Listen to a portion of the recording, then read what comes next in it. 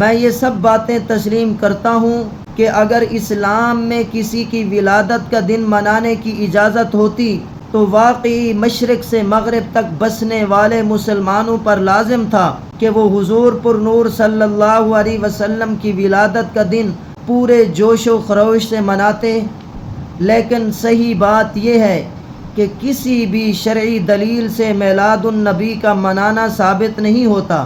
جو لوگ اس کے قائل ہیں ان سے میرا سوال یہ ہے کہ وہ قرآن کریم کی کوئی آیت پیش کریں، اگر آیت نہیں پیش کر سکتے تو کوئی صحیح حدیث پیش کریں، صحیح حدیث پیش نہیں کر سکتے تو چلو فقہ کی کسی مستند کتاب کا حوالہ پیش کریں۔ میرا دعویٰ ہے کہ کوئی بھی شخص قرآن کریم سے، حدیث مبارکہ سے اور فقہ کی کسی کتاب سے کوئی دلیل نہیں پیش کر سکتا۔ پھر یہ بھی دیکھیں کہ نبوت ملنے کے بعد حضور پر نور صلی اللہ علیہ وسلم 23 سال تک زندہ رہے۔ آپ نے کسی بھی موقع پر صحابہ کرام رضوان اللہ علیہم اجمعین کو میلاد منانے کا حکم نہیں دیا۔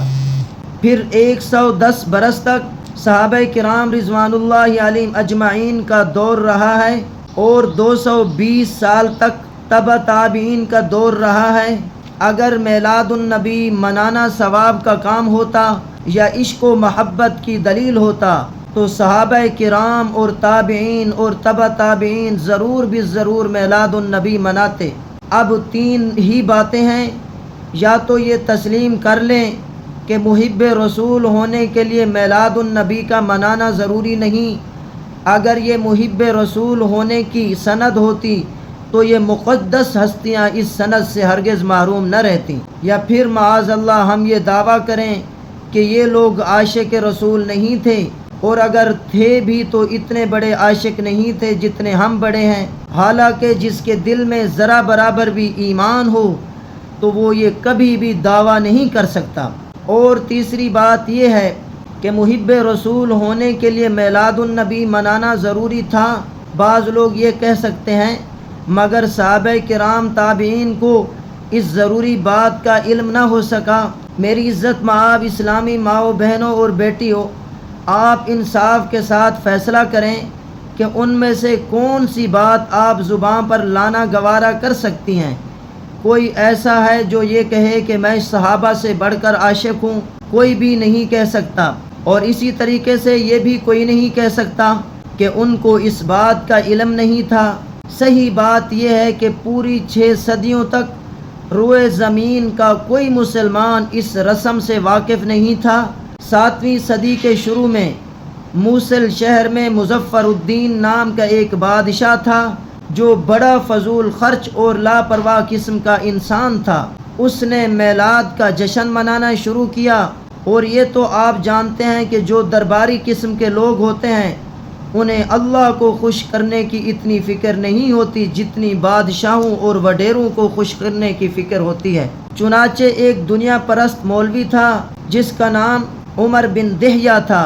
اس نے انعام کی لالچ میں ایک کتاب لکھ دی جس میں ثابت کرنے کی کوشش کی کہ واقعی یہ جشن منانا بڑے اجر و ثواب کا کام ہے۔ مشہور محدث حافظ ابن حجر رحمۃ اللہ علیہ اس کے بارے میں لکھتے ہیں کہ یہ مولوی بڑا احمق اور متکبر تھا اور بڑی گندی زبان کا مالک تھا۔ میری عزت مآب اسلامی ماؤں بہنوں اور بیٹیوں، کسی بھی بدعت کی جو ابتدا ہوتی ہے بڑی خوشنما ہوتی ہے۔ مثلا میلاد ہی کو لے لیجئے، لوگوں کو بتایا جاتا ہے کہ حضور صلی اللہ علیہ وسلم کی ولادت مسلمانوں کے لیے سب سے بڑی نعمت ہے، اور یہ نعمت ربیع الاول میں حاصل ہوئی، لہٰذا ربیع الاول میں اس نعمت کی یاد منانے سے اجر و ثواب حاصل ہوتا ہے۔ اور پھر جو خطیب حضرات، اللہ معاف کرے، جو زیادہ پڑھے لکھے نہیں ہوتے، وہ یہ بھی کہہ دیتے ہیں او وہابیو، او دیوبندیو، تم حضور کے تذکرہ سے کیوں جلتے ہو؟ میری عزت مآب اسلامی ماؤں بہنوں بیٹیوں، وہ کون بدبخت ہوگا جو حضور صلی اللہ علیہ وسلم کے تذکرے سے جلے گا؟ لیکن ہم بھی مجبور ہیں، بدعت کو کتنے ہی خوشنما لیبل لگا کر پیش کرو وہ بدعت ہی رہے گی، وہ سنت نہیں ہو سکتی۔ سنت ہدایت ہے، اور بدعت ضلالت ہے۔ سنت سے اللہ کی رضا حاصل ہوتی ہے اور بدعت سے اللہ ناراض ہوتا ہے۔ سنت جنت تک لے جاتی ہے اور بدعت جہنم میں پہنچاتی ہے۔ رسول اللہ صلی اللہ علیہ وسلم کا فرمان ہے، شر الامور محدثاتها وکل بدعت ضلالہ، جو نئے کام گھڑے جائیں وہ برے ہیں اور ہر بدعت گمراہی ہے۔ وکل بدعت ضلالہ، جو نئے کام گھڑے جائیں وہ برے ہیں اور ہر بدعت گمراہی ہے۔ اور نسائی شریف کی روایت میں ہے، وکل ضلالۃ فی النار، اور ہر گمراہی دوزخ میں لے جانے والی ہے۔ ایک دوسری حدیث میں آقا کائنات صلی اللہ علیہ وسلم نے فرمایا، من وقر صاحب بدعت فقد اعان علی ہدم الاسلام، جس نے کسی بدعتی کی تعظیم کی اس نے اسلام کی عمارت کو گرانے پر اس کی مدد کی۔ میری عزت مآب اسلامی ماؤں بہنوں بیٹیوں، کوئی حد ہے حضور صلی اللہ علیہ وسلم کی ناراضگی کی؟ آپ فرما رہے ہیں کہ یاد رکھو کہ اگر تم نے بدعتی کی عزت کی، اس کی تعظیم کی، تو یوں سمجھو کہ تم نے اسلام کی عمارت گرانے میں اس کے ساتھ تعاون کیا ہے۔ اب بتائیے ہم کہاں جائیں؟ ایک طرف حضور صلی اللہ علیہ وسلم کی یہ سخت وعیدیں ہیں، دوسری طرف ان لوگوں کے طعنے ہیں، من گھڑت دلیلیں ہیں، خوشنما تعویلیں ہیں۔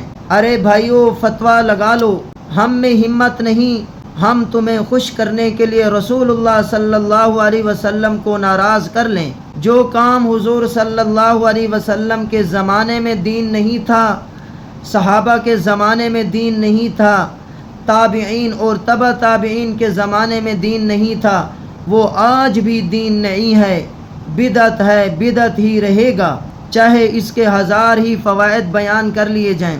پھر یہ بھی عجیب بات ہے، جو بدعت ہوتی ہے اس کی کوئی حد نہیں ہوتی، اس میں دن بدن اضافہ ہوتا چلا جاتا ہے۔ فرض، واجب اور سنت کی تو ایک حد ہے، لیکن بدعت کی کوئی حد نہیں۔ جب قرآن و حدیث کو چھوڑ دیا تو ایسا ہی ہوگا۔ اب دیکھو، مزید وضاحت آپ کے سامنے بیان کرتا ہوں۔ محفل میلاد میں پہلے یہ ہوتا ہوگا کہ ولادت نبوی صلی اللہ علیہ وسلم کے دن حضور صلی اللہ علیہ وسلم کی سیرت بیان کی جاتی ہوگی، نعتیں پڑھی جاتی ہوں گی، لیکن اب کیا ہو رہا ہے آپ کے سامنے ہے۔ پورے شہر میں جھنڈیاں نہیں بلکہ بڑے بڑے جھنڈے لہرائے جاتے ہیں، چراغاں کیا جاتا ہے، اور معاذ اللہ روضہ رسول اور بیت اللہ کی شبیہیں بنائی جاتی ہیں، تصویریں بنائی جاتی ہیں، ان کا طواف کیا جاتا ہے، چوما چاٹی ہوتی ہے، جلوس نکلتے ہیں، ان میں ڈھول ڈھمکا ہوتا ہے اور اس میں مقابلے ہوتے ہیں۔ نماز میں مقابلہ نہیں ہو رہا، صدقات میں مقابلہ نہیں ہو رہا، جہاد میں مقابلہ نہیں ہو رہا۔ مقابلہ ہو رہا ہے تو کس چیز میں؟ مقابلہ ہو رہا ہے تو دکھاوے میں، مقابلہ ہو رہا ہے تو نمود و نمائش میں، مقابلہ ہو رہا ہے تو جھنڈے لہرانے میں، ڈھول ڈھمکا کرنے میں۔ میری عزت مآب اسلامی ماؤں بہنوں اور بیٹیوں، کیا یہی اسلام کی تعلیمات ہیں؟ کیا یہی حضور صلی اللہ علیہ وسلم کی تعلیم ہے؟ جس نبی کے خلفاء کا حال یہ ہو کہ وہ صرف اس لیے پرانے کپڑے کا کفن لے لیتے ہوں تاکہ نیا کپڑا کسی غریب مسلمان کے کام آ جائے، کیا وہ نبی اس بات کی اجازت دے سکتا ہے کہ اس کے امتی لاکھوں میٹر ریشمی کپڑا جھنڈے بنانے میں صرف کر دیں؟ اصل بات یہ ہے کہ بہت سارے مسلمان بھائی غیر مسلموں سے مرعوب ہو گئے ہیں۔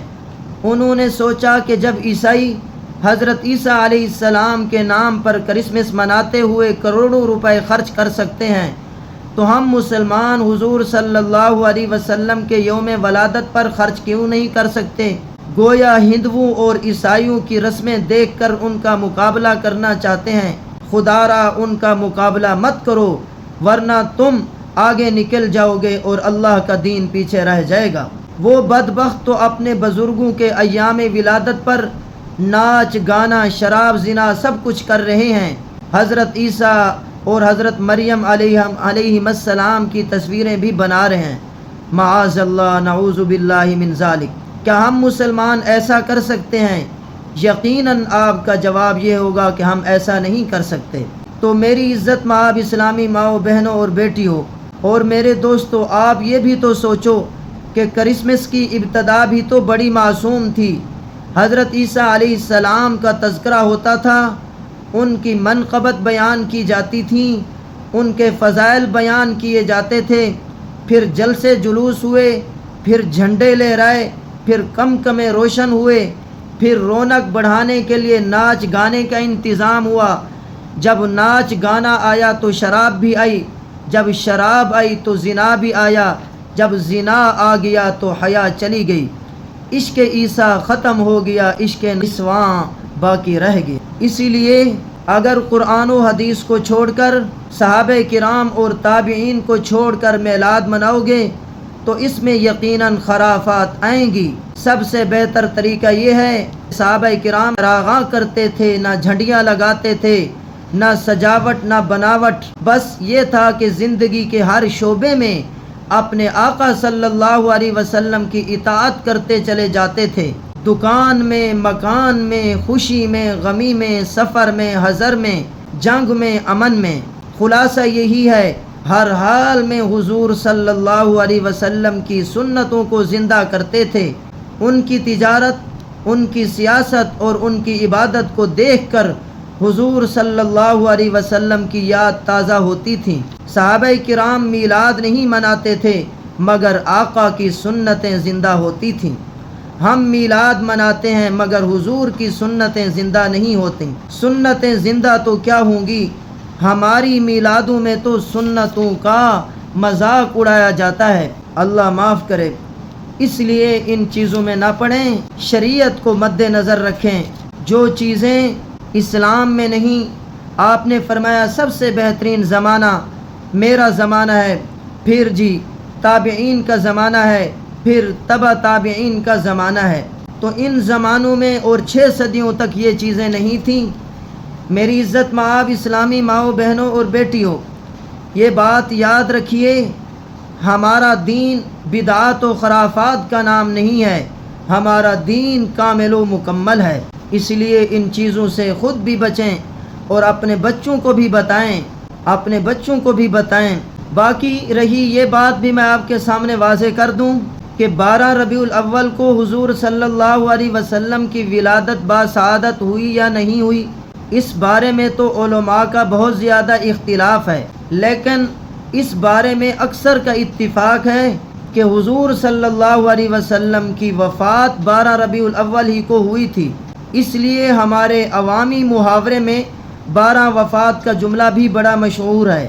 اگر بالفرض ولادت کی وجہ سے 12 ربیع الاول جشن منانے کا دن ہے تو کیا وفات کی وجہ سے یہ سوگ منانے کا دن نہیں ہے؟ ابھی میں نے آپ کو بتایا کس قدر صحابہ کرام رضوان اللہ علیہم اجمعین پریشان ہوئے تھے، غم زدہ ہوئے تھے۔ اس لیے اسلام ان چیزوں کا نام نہیں ہے، بدعات و خرافات کا نام نہیں ہے۔ اسلام ہمیشہ سنتوں کو اور اللہ کے احکامات کو بجا لانے کا درس دیتا ہے۔ اللہ تعالی عمل کرنے